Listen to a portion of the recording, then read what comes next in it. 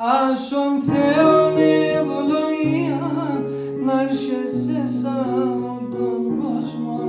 και να έχεις τον αδελφός, γιατί αδελφέ μου πόνο πάντα θα εγκαιτεσόν.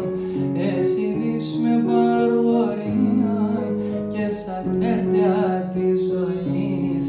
να τερείς και να ωραίεις με εσύ όσον εμπορείς, αδελφέ πάντα να ζεις. Κι αν έρχον δύσκολα ώρας και τουρτεύω διαβολών να ελέπα σχολιασμένς, άσον αδελφόν καμίαν εγώ κι κράτω κακίαν, ότι έχτσα εσύ ζωή